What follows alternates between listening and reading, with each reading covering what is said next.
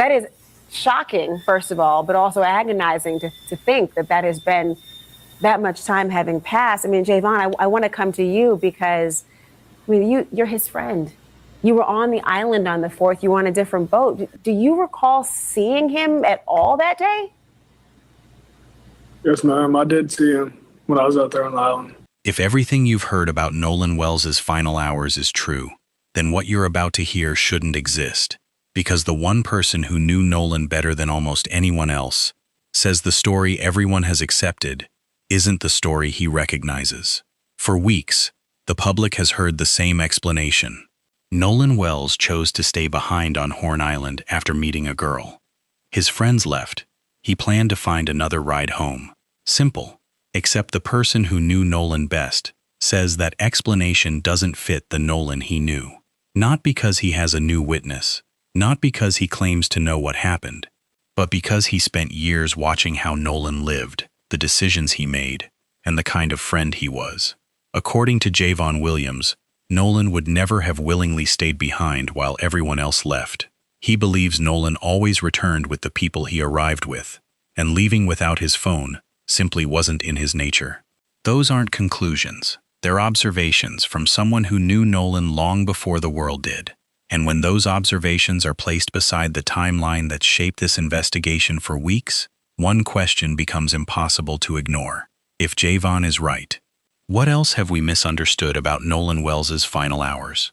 Tonight, we're breaking down everything Jayvon said, comparing it with the accounts already on record, and examining why his interview has become one of the most closely discussed developments in this investigation. Before we examine Jayvon's interview and compare it with everything that's already on record, take a second to subscribe to the channel. Here on Midnight True Crime, we break down the facts, separate evidence from speculation, and bring you the latest developments in the cases everyone is talking about. Now, let's take a closer look at why Jayvon's statement has become such a pivotal part of the Nolan Wells investigation. For weeks, one question has overshadowed every other in the Nolan Wells investigation. Why would an 18-year-old voluntarily stay behind on a remote island after the friends he arrived with had already left? That question has fueled countless online discussions, interviews, and theories. But despite all the attention, the explanation offered by those who were on Horn Island that day remained largely unchanged. According to several friends, Nolan met a young woman, decided to stay behind, and planned to find another ride back to the mainland later. Whether people believed that explanation or not, it quickly became the foundation of the public timeline. Then Jayvon Williams decided to speak publicly. Unlike many voices that have entered this case, Jayvon wasn't commenting from the outside. He wasn't analyzing police reports or reacting to social media clips. He was someone who had known Nolan personally for years. More importantly, he was one of the people who had been on Horn Island that day. That alone made his interview significant. But it wasn't simply that he spoke. It was what he said. That is shocking, first of all, but also agonizing to think that that has been that much time having passed. I mean, Jayvon, I want to come to you because, I mean, you're his friend. You were on the island on the 4th. You were on a different boat. Do you recall seeing him at all that day? Yes, ma'am. I did see him when I was out there on the island. To understand why Jayvon Williams' interview attracted so much attention, we first need to understand who he is in relation to Nolan Wells. This wasn't someone commenting from a distance. This wasn't a social media creator trying to piece together theories. Jayvon was one of Nolan's closest friends. According to Nolan's family, Jayvon had known him for years, and the two had spent a great deal of time together long before the events of that 4th of July weekend. More importantly, Jayvon was also on Horn Island that day. That makes his perspective unique. Not because he claims to know exactly what happened, but because he knew Nolan as a person. And in cases like this, understanding a person's habits, routines, and decisions can sometimes be just as important as understanding timelines and locations.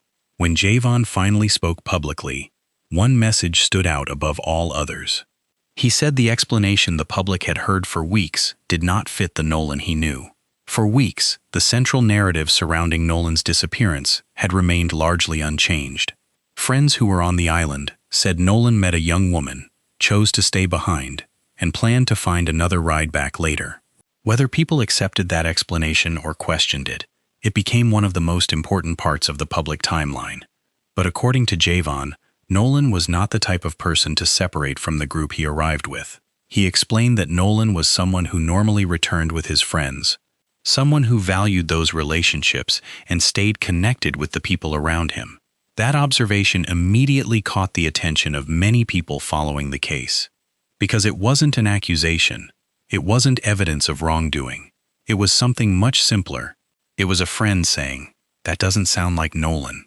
And sometimes, those observations can become important. Not because they prove anything, but because they force investigators, families, and the public to ask difficult questions. Was Nolan's decision that day completely ordinary? Or was there more happening during those final hours than the public currently understands? Jayvon also addressed another detail that has continued to raise questions: Nolan's phone.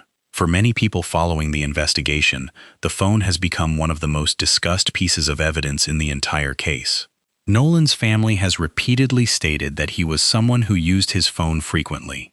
Like many young people, Snapchat, messages, photos, and digital communication were part of everyday life. That is why reports involving Nolan's phone activity and questions about what was or wasn't found on the device have received so much attention.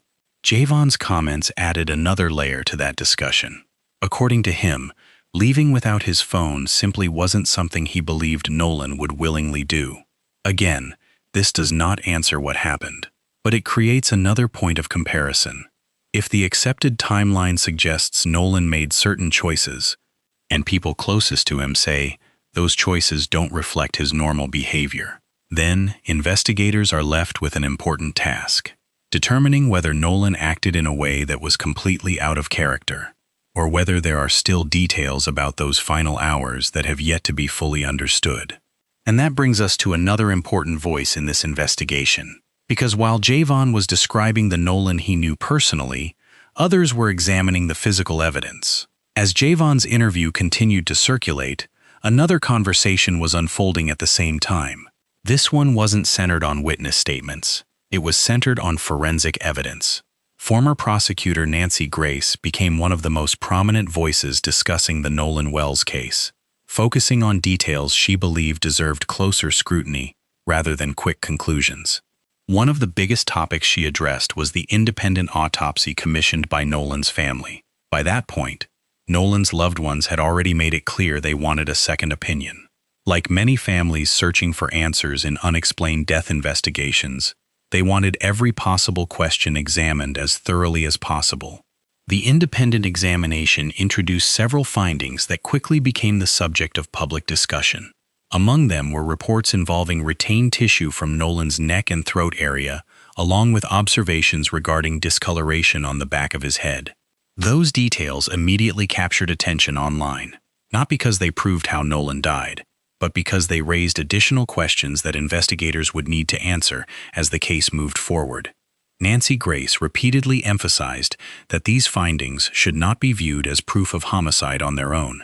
Instead, she argued they were pieces of evidence that needed to be evaluated alongside everything else investigators had collected, including witness statements, digital evidence, timelines, and the official autopsy findings.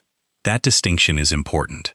In investigations like this, no single piece of evidence tells the entire story. Forensic findings have to be interpreted within the context of all the available evidence.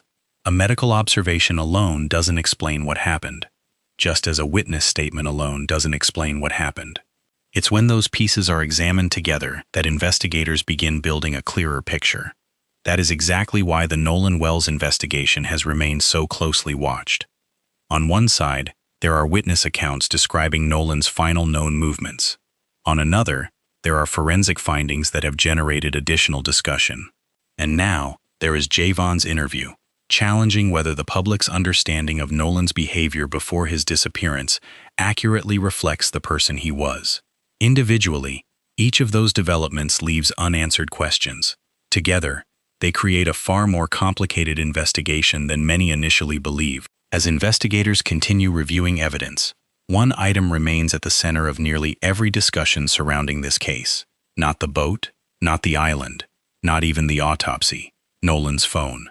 Because if there is one piece of evidence capable of reconstructing someone's final hours, it's often the device they carried with them every single day. And in Nolan's case, that phone has generated some of the biggest questions of the entire investigation. If there's one piece of evidence that could potentially tell investigators what happened during Nolan Wells' final hours, it's his phone. In almost every modern investigation, a phone is more than just a device. It's a timeline. It records where someone went, who they spoke to, what apps they opened, and sometimes even what they were doing moments before everything changed. That's why so much attention has been focused on Nolan's phone from the very beginning. And according to Nolan's family, it's also why so many questions remain unanswered. During public interviews, Nolan's mother explained that her son was constantly on his phone. Like most 18-year-olds, Snapchat was one of the apps he used regularly. Friends communicated through it. Memories were shared through it. It was simply part of his everyday life. So when the phone was eventually returned, the family expected it to help answer some of the questions surrounding Nolan's disappearance. Instead, they say it created even more. One of the biggest concerns they publicly discussed involved Nolan's Snapchat activity. His family has questioned why the account appeared to contain far less information than they expected, considering how frequently he reportedly used the platform. That immediately sparked widespread speculation online. But it's important to separate speculation from fact. The public does not have access to the complete forensic examination of Nolan's phone. Investigators do. Digital forensic analysts do. And any information recovered from the device will ultimately need to be evaluated alongside every other piece of evidence in the case. Still, the questions raised by Nolan's family didn't stop there. Another issue that drew significant attention involved Life360. According to the family, location information associated with Nolan's phone appeared difficult to reconcile with the public timeline that had already emerged. Without access to the complete investigative file, it's impossible to determine exactly what investigators have concluded from that data. But the family has repeatedly said they believe those digital records deserve close examination. When investigators analyze a phone, they aren't looking at a single app. They're examining everything: GPS records, call logs, messages, photos, background location data, connection histories, application activity. Every digital trace has the potential to help reconstruct a timeline. Sometimes those records confirm witness statements. Sometimes they reveal new questions. And sometimes they simply show investigators where to keep looking. For Nolan's family, the phone represents more than just a piece of technology. They believe it may hold some of the final clues to understanding what happened during his last known hours, whether those answers ultimately support the timeline already presented, or point investigators in an entirely different direction, remains one of the biggest unanswered questions in the Nolan Wells investigation. And as investigators continued reviewing the digital evidence, another issue quietly became impossible to ignore: the different accounts given by the people who were on Horn Island that day.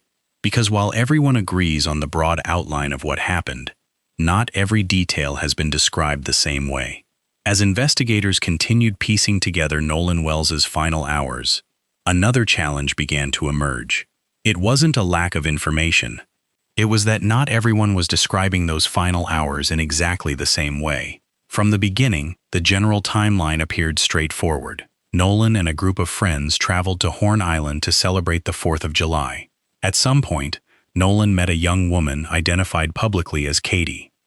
The group later left the island, while Nolan reportedly stayed behind, expecting to find another ride back to the mainland. That version of events has remained the foundation of the public timeline. But as more people began speaking publicly, small differences started to appear. One of the most discussed came from comments made by Katie's family. According to statements shared publicly, Katie's mother explained that Katie and Nolan had met while on the island, but after spending time together, Katie returned to her father's vehicle, while Nolan went back toward the area where his friends and the boat were located. If that's an accurate account of what happened, it raises an obvious question. If Nolan returned toward his group, then when, and under what circumstances, did the decision to stay behind actually happen? That's where another public account entered the conversation. One of Nolan's friends described events differently. suggesting Nolan remained behind after meeting Katie and intended to find another way back later. At first glance, those two descriptions may seem similar, but when investigators examine witness statements, timing matters. Even small differences can become significant. Did Nolan return to his friends before they left? Was there another conversation that hasn't been publicly described? Or are different witnesses simply remembering a fast-moving day from different perspectives? Right now, those questions remain unanswered publicly. Another point that has generated discussion involves who actually knew Nolan best. In one public interview, Nolan's mother made it clear that she had never met or even heard of one individual who had been widely described online as one of Nolan's closest friends. Instead, she identified Jayvon Williams as Nolan's true best friend, explaining that their families had known each other for years and shared a close relationship long before this case attracted national attention. That clarification changed how many people viewed Jayvon's interview. He wasn't simply another voice commenting on the investigation. He was someone Nolan's own family recognized as one of the people who knew him best. And that makes his observations especially important, not because they establish what happened, but because they provide context about who Nolan was before that day. As each new interview has been released, one thing has become increasingly clear. The broad outline of the day hasn't changed, but some of the details surrounding Nolan's final known movements remain the subject of public discussion. Whether those differences are simply the result of fading memories, or whether they point to information investigators have yet to reveal, is something only the investigation can ultimately determine. And while the public continues analyzing every interview and every timeline, investigators have been quietly pursuing a very different path behind the scenes, a path that has now led the case into one of the most significant stages of any criminal investigation: the grand jury. As public attention has focused on interviews, timelines, and digital evidence, investigators have continued working on another side of the case, one that rarely plays out in front of cameras. Unlike the public, investigators aren't limited to witness interviews or social media posts. They have access to evidence that hasn't been released. They can compare forensic findings with digital records. They can re-interview witnesses. They can subpoena records. And perhaps most importantly, they can present evidence to a grand jury without revealing every step of the investigation to the public. That's where the Nolan Wells case now stands. While many questions remain unanswered outside the investigation, authorities have continued gathering information behind the scenes, carefully reviewing the evidence collected since Nolan's disappearance. One of the biggest developments has been the completion of the official autopsy. Naturally, many people expected those findings to be released immediately. Instead, investigators have taken a different approach. Reports indicate that key findings are expected to be presented as part of the grand jury process, rather than discussed publicly while the investigation remains active. That decision has led to understandable frustration from people closely following the case. For Nolan's family, every day without clear answers is another day spent wondering what truly happened during those final hours on Horn Island. For the public, the lack of information has created space for countless theories. But it's important to remember that investigators are not obligated to release every detail while an investigation is ongoing. In many cases, withholding information protects the integrity of the investigation. Specific evidence may only be known to investigators and the person, or people, involved. Keeping those details confidential can help detectives evaluate future witness statements, identify inconsistencies, and prevent false confessions or contaminated testimony. That doesn't make the wait any easier, but it does explain why many of the questions surrounding this case have yet to receive public answers. At the same time, another development has demonstrated just how much national attention this investigation has received. Federal authorities recently announced charges against 3 individuals accused of making threats toward people connected to the Nolan Wells investigation, including a judge, a witness, and local officials. According to federal prosecutors, those threats are being handled as a separate criminal matter. The charges do not determine what happened to Nolan, nor do they answer the central questions surrounding his death. What they do show is how emotionally charged this investigation has become. As the case has gained national attention, emotions have continued to run high online. Investigators have repeatedly encouraged the public to allow the legal process to unfold while they continue examining the evidence. For Nolan's family, however, the focus has never changed. Their goal has remained the same from the very beginning: to understand exactly what happened to their son. That is why they have continued speaking publicly. That is why they sought an independent autopsy. And that is why they have consistently asked investigators to examine every piece of evidence, every witness statement, and every digital record before reaching a final conclusion. As the grand jury continues reviewing the evidence, many of the answers the public has been waiting for may eventually come through the legal process rather than social media. Until then, much of the investigation remains behind closed doors, and that means the questions surrounding Nolan Wells's final hours remain very much alive. As we bring everything together, one thing becomes clear. The Nolan Wells investigation isn't defined by a single unanswered question. It's defined by several. Why did Nolan's final movements unfold the way they did? Why do some of the public accounts appear to differ on important details? What will investigators ultimately conclude after reviewing the digital evidence, the forensic findings, and every witness statement collected throughout this investigation?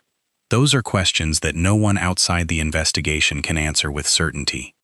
And that's exactly why this case has captured so much attention across the country.